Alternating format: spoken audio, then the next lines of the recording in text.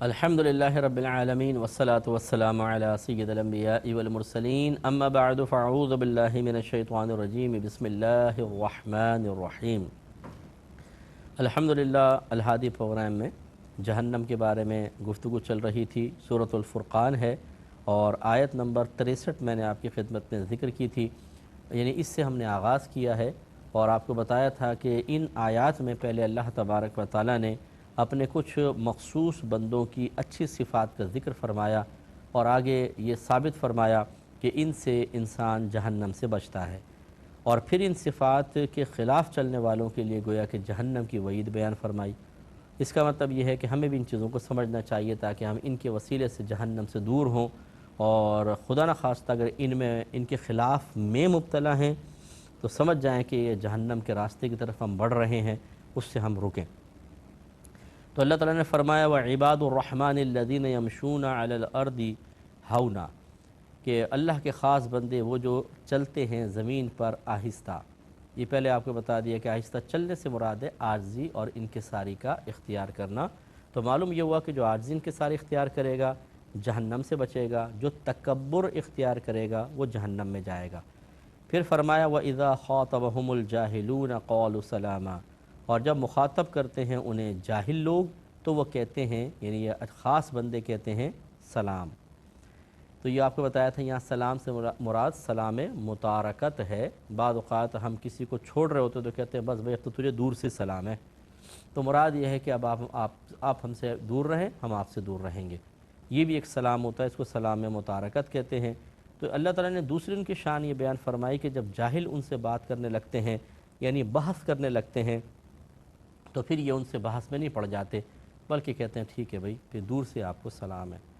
اس پر بھی توجہ کرنی چاہیے کہ بے جا بحث کرنا یہ سمجھ لیجیے خود ایک جہالت کی علامت ہے۔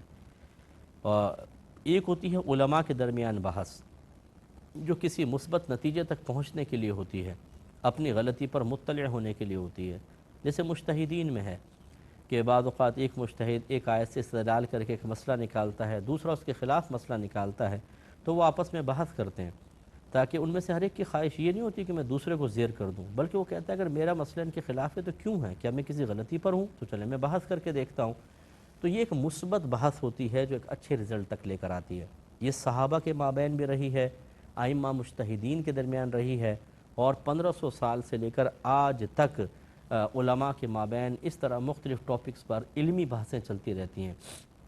اگرچہ عوام اسے بھی کہتی ہے مولوی آپس میں لڑتے رہتے ہیں، تو بھائی لڑتے نہیں رہتے ہیں، وہ بحث کرتے ہیں اور مثبت بحث ہوتی ہے، اور بعض اوقات اس کا نتیجہ یہ نکلتا ہے کہ ایک اپنے قول سے رجوع کر کے دوسرے کے بارے میں کہتا ہے کہ آپ ٹھیک کہہ رہے ہیں، میں غلطی پر ہوں۔ اور کبھی ایسا ہوتا ہے کہ دونوں کے دلائل اتنے قوی ہوتے ہیں کہ دونوں اپنی اپنی جگہ ہزارہا بحثوں کے باوجود سمجھتے ہیں کہ میں بالکل ٹھیک ہوں، وہ کہتا ہے میں بالکل ٹھیک ہوں، تو کہتے ہیں ٹھیک ہے پھر آپ اس پر رہیں، ہم اس پر رہتے ہیں۔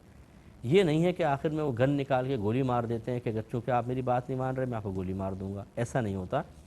تو جو ہمارے چاروں بڑے ائمہ ہیں، ائمہ اربعہ جو کہلاتے ہیں، امام اعظم، امام شافعی، امام مالک، امام احمد بن حنبل، یہ کئی مسائل میں متفق ہیں، کئی مسائل میں انہوں نے ایک دوسرے سے رجوع کیا۔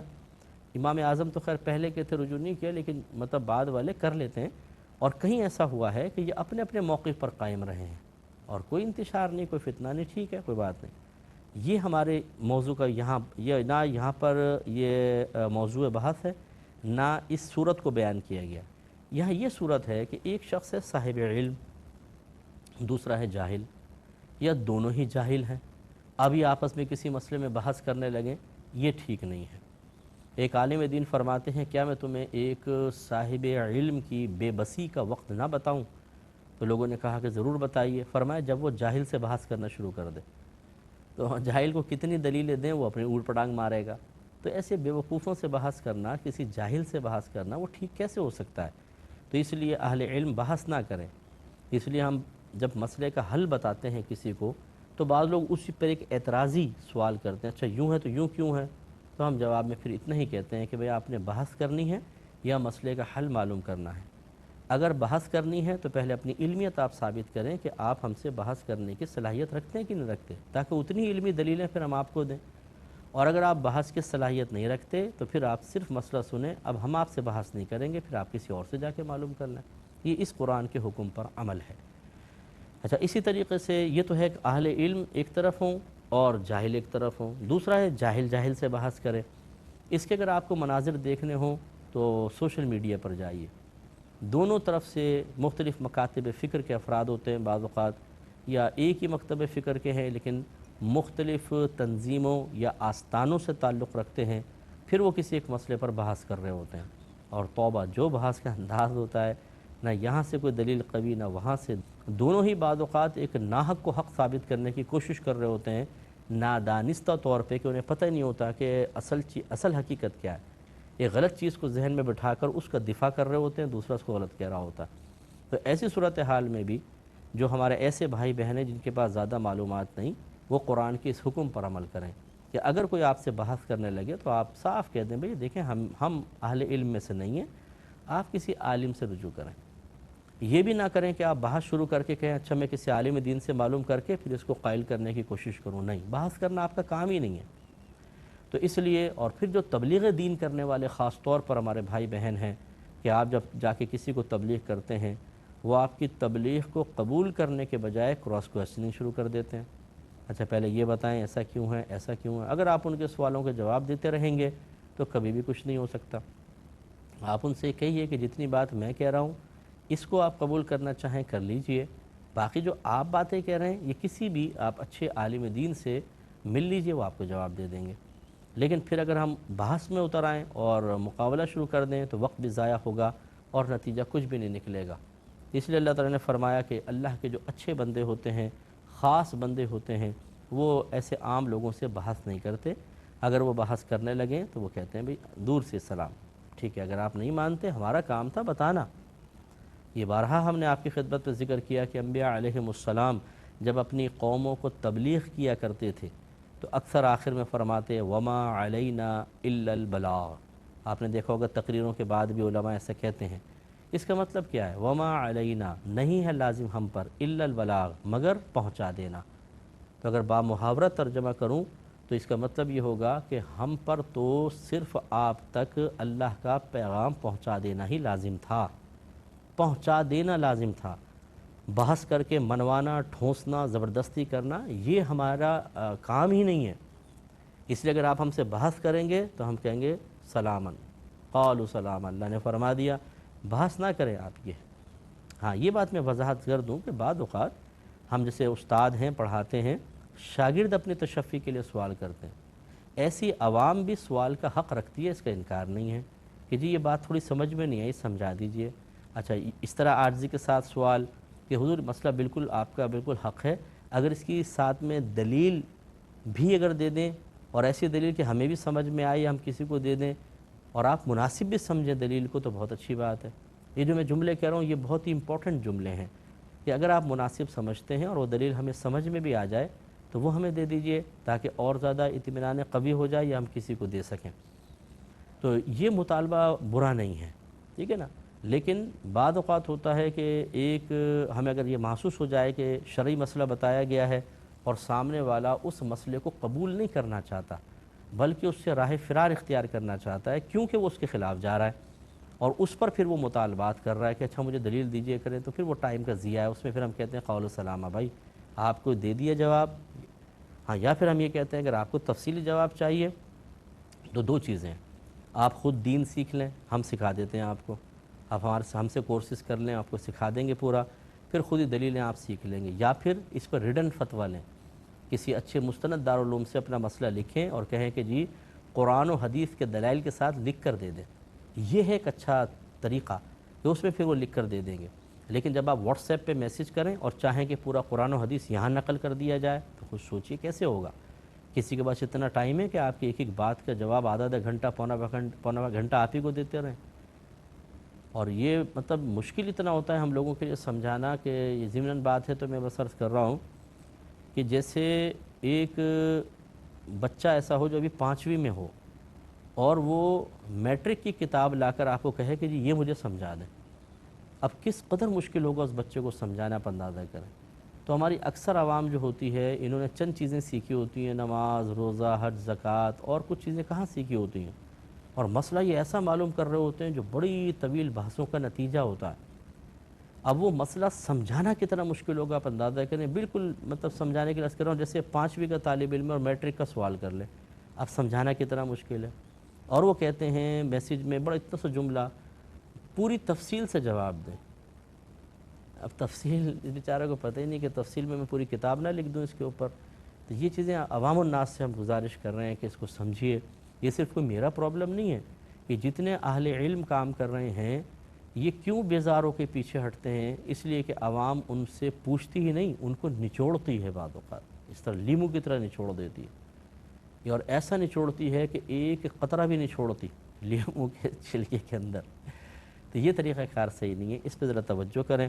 تو بہرحال ابھی ہمارا مخاطب یہ ہے کہ اگر فرض کر لیں، میں اور آسان الفاظ میں سمجھا دوں، ماں باپ ہیں اپنے بچوں کو جو بالغ ہو چکے ہیں، نابالغ کو تو سمجھانے بالغ ہو گئے، پیار سے محبت سے ایک بات آپ نے ایک دفعہ سمجھائی، 2 دفعہ 3 دفعہ نہیں مانتے، خاموش ہو جائیے۔ پیر ہے اپنے مرید کو سمجھائے نہیں مانتا، استاد شاگرد کو سمجھائے نہیں مانتا، عالم مفتی صاحب ہیں اپنی عوام کو سمجھا رہے ہیں جو جمعہ ان کے ساتھ پڑھتے ہیں، نمازیں ان کے پیچھے پڑھتے ہیں، نہیں مان رہے، چھوڑ دیجیے۔ اور خصوصاً جب وہ آپ سے بحث پر اتر آئیں تو پھر خاموشی، کیا فائدہ ہے ان کو بحث کرنے کا۔ ہاں اگر آپ سمجھتے ہیں کہ تھوڑی بہت بحث کے بعد آپ مثبت کسی راستے پہ لا سکتے ہوں، وہ ایسا شخص ہے کہ قبول کر لے گا، تو پھر وہ آپ کی ثواب دید پر ہے، ورنہ پھر اس آیت پر عمل کریں۔ آگے اللہ تعالیٰ نے ان کی مزید صفات بیان فرمائیں کہ والذین یبیتون لربہم سجدا وقیاما، اور وہ جو رات کاٹتے ہیں، رات گزارتے ہیں اپنے رب کے لیے سجدے اور قیام کی حالت میں، یعنی راتوں کو جاگتے ہیں۔ اور اس کے لیے ضروری نہیں کہ پوری رات ہی جاگیں، جیسے تہجد پڑھ لی، کبھی قیام اللیل پڑھ لی، اور وہ بھی اس کے لیے کہ جس کے پاس اگلے دن کوئی بہت زیادہ مصروفیت نہ ہو، ورنہ جیسے علماء ہیں جو اگلے دن پڑھانا ہوتا ہے، ان کے لیے پوری رات سونا یہ ہزارہا تہجدوں سے بہتر ہے۔ اچھی طرح یاد رکھیں، بعض اوقات ہم صرف نفلی عبادات کے ارتکاب پر، استقامت کی بنا پر اپنے آپ کو ایسے اہل علم سے افضل سمجھنے لگ جاتے ہیں جو اس قسم کی نفلی عبادات نہیں کر رہے۔ مثال کے طور پر ایک عام آدمی ایک عالم دین سے پوچھے جو بچوں کو تدریس کر رہے ہیں، دین سکھا رہے ہیں، عالم بنا رہے ہیں، مفتی بنا رہے ہیں، کہ حضور آپ اوابین تو پڑھتے ہوں گے؟ نہیں۔ روزانہ قرآن کی باقاعدہ 1-2 رکوع کی یا 1-2 سپاروں کی تلاوت تو کرتے ہوں گے؟ نہیں۔ کئی ہزار بار دوشی پڑھتے ہوں گے؟ نہیں۔ اشراق چاش پڑھتے ہوں گے؟ نہیں۔ تہجد تو پڑھتے ہوں گے؟ نہیں۔ اب یہ عوام کے ابھی کچھ بھی نہیں کرتے، اس کا مطلب میں تو یہ سب کچھ کر رہا ہوں تو میں تو بہت افضل ہو گیا۔ حالانکہ اچھی طرح یاد رکھیں کہ میرے آقا صلی اللہ علیہ وسلم نے ارشاد فرمایا کہ گھڑی بھر کا غور و تفکر سال بھر کی عبادت سے افضل ہے، اور یہ غور و تفکر علماء کا ایک حصہ ہے، ان کی تو زندگی کا حصہ ہے۔ رات دن ہم سوچتے رہتے ہیں مختلف امور کے بارے میں، اور فکر آخرت کے بارے میں ہوتا ہے وہ، یعنی آخرت سے اس کا تعلق ہوتا ہے۔ اسی طرح سرکار نے فرمایا کہ عالم کا سونا جاہل کے نماز پڑھنے سے افضل ہے، کیونکہ عالم اگر سو بھی رہا ہوگا تو اچھی نیت کے ساتھ ہوگا، اور اس سونے سے جو تقویت حاصل کرے گا اس کو اللہ کے دین کے فروغ اور ترقی کے لیے استعمال کرے گا۔ اور ہم نے آپ کو یہ بارہا حدیث سنائی کہ نبی کریم صلی اللہ علیہ وسلم صحابہ کرام کو بحث کرتے ہوئے دیکھ کے رک گئے، فرمایا کس چیز پر بحث ہو رہی ہے؟ انہوں نے عرض کیا رسول اللہ، ہم بنی اسرائیل کے 2 افراد کے بارے میں بحث کر رہے ہیں جو ایک عالم دین تھے، فرائض کے علاوہ کوئی نوافل کی کثرت نہیں تھی لیکن لوگوں کو علم سکھاتے تھے، اور دوسرا دن میں روزے رکھتے اور رات کو اٹھ کے نمازیں پڑھتے۔ اب یہ ذرا عوام جو تھوڑی سی اپنی نفلی عبادت کے بعد علماء کو بھی اتنا سا حقیر بونے کی طرح اپنے سامنے دیکھتے ہیں، وہ ذرا توجہ کریں۔ تو ہماری بحث یہ ہے کہ ان میں سے افضل کون ہے؟ تو نبی کریم صلی اللہ علیہ وسلم نے ارشاد فرمایا کہ اس عالم کو عابد پر ویسی ہی فضیلت حاصل ہے جیسے مجھے تمہارے کسی ادنا پر فضیلت حاصل ہے۔ آپ اندازہ کر رہے ہیں؟ تو یہ عوام الناس جو بیچاری، جی میں روزانہ یہ سورہ یاسین پڑھتی ہوں، سورہ کہف پڑھتی ہوں، قرآن پاک کی تلاوت کرتی ہوں، چاہے اشراق پڑھتی ہوں، فجر کے بعد یہ درود شریف، اس کے بعد یہ لا الہ الا اللہ کا وظیفہ، یہ وہ، اور پھر سمجھتے ہیں کہ شاید ہم بہت افضل اور اعلیٰ ہو گئے اور یہ علماء بہت ہی نچلے درجے کے ہو گئے۔ یہ آپ کے غلط فہمی ہے۔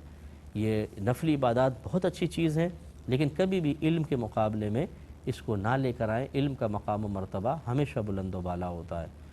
دیکھیے میرے آقا صلی اللہ علیہ وسلم نے سفر معراج پر جاتے ہوئے مسجد اقصیٰ میں تمام انبیاء علیہم السلام کی امامت فرمائی، اس کو کوئی انکار نہیں کر سکتا۔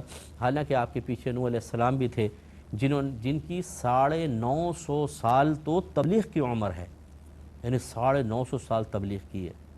950 سال میں کتنے نیک عمل کیے ہوں گے، کتنی عبادات کی ہوں گی۔ اور میرے آقا صلی اللہ علیہ وسلم نے اپنی حیات طیبہ کے ابتدائی 40 سال تو اعلان نبوت ہی نہیں فرمایا تھا۔ 40ویں سال میں اعلان نبوت، پھر 13 سالہ مکی زندگی میں اتنے احکام نازل نہیں ہوئے تھے، زیادہ تر عقائد کی آیات ہیں۔ باقی رہی 10 سالہ مدنی زندگی، اس میں بھی آہستہ آہستہ بتدریج احکام نازل ہوئے اور سرکار نے ان کو اپنایا۔ تو بظاہر اللہ تعالیٰ کے احکام پر عمر کے لحاظ سے کس قدر کم آپ نے عمل فرمایا، لیکن امامت کے حقدار وہاں پر ہو رہے ہیں۔ اور یہ قانون ہے کہ جہاں پر کوئی امام مقرر نہ ہو، امامت کے حقدار وہ ہوتا ہے جو سب سے زیادہ صاحب علم ہوتا ہے۔ اس کا مطلب یہ ہے کہ اللہ تعالیٰ کا معیار یہ ہے کہ جو اہل علم ہوگا وہ آگے ہوگا۔ تو اس کو آپ سمجھیے، ان رازوں کو۔ حضرت آدم علیہ السلام کو اللہ نے پیدا فرمایا، ابھی فرشتے عرصہ دراز سے عبادت کر رہے ہیں۔ ابلیس، جس کے بارے میں نبی کریم صلی اللہ علیہ وسلم ارشاد فرماتے ہیں کہ اس نے 80,000 برس اللہ کی عبادت کی تھی۔ کتنی؟ 80,000 برس۔ اور زمین کا ایک چپا بھی ایسا نہیں چھوڑا تھا جہاں اس نے سجدہ نہ کیا ہو۔ اور یہ معلم الملکوت کہلاتا تھا، فرشتوں کو استاد۔ اور آدم علیہ السلام ابھی پیدا ہوئے۔ اللہ تعالیٰ نے آدم علیہ السلام کو تمام اشیاء کے نام سکھائے، پھر وہ اشیاء ان کے سب کے سامنے پیش کی کہ تم نام بتاؤ۔ سب نے کہا اللہ تعالیٰ ہمیں تو اتنا ہی علم ہے جتنا تو نے دیا، ہمیں نہیں معلوم۔ پھر آدم علیہ السلام سے فرمائے اشیاء کے نام بتاؤ، آپ نے سب کے نام بتایا، سب کا استعمال بتایا، اس کا مطلب آپ کا علم زیادہ تھا۔ یہ آپ کی وجہ فضیلت ہوئی، اس کی بنا پر اللہ کا حکم ہوا۔ یعنی ہم یہ کنیکشن ملاتے ہیں کہ جو فرشتوں نے اور ابلیس نے سجدہ کیا، یہ سجدہ تعظیمی تھا، اور ہر سجدہ تعظیمی کے لیے کوئی نہ کوئی وجہ تعظیم تو چاہیے۔ آدم علیہ السلام کو کس وجہ سے تعظیم حاصل تھی، وہ اللہ نے پورا واقعہ سورہ بقرہ میں ذکر فرمایا کہ علم کی وجہ سے۔ اور شیطان وہ تھا جس نے اپنی عبادات کے گھمنڈ میں آ کے، تکبر میں آ کر آدم علیہ السلام کے وصف علم کی عظمت کا انکار کیا، تو اس کے لیے تمغہ کیا ملا؟ ابا واستکبر وکان من الکافرین۔ اس نے انکار کیا، تکبر کیا اور کفر کرنے والوں میں سے ہو گیا۔ اس چیز کو اچھی طرح عوام سمجھ لے کہ آپ اپنی عبادات کو سامنے رکھ کر کسی عالم کو حقیر نہ سمجھیں، ورنہ اللہ نہ کرے ایمان سلب ہو سکتا ہے۔ اللہ تعالیٰ عمل کی توفیق عطا فرمائے۔ وآخر دعوانا ان الحمد للہ رب العالمین۔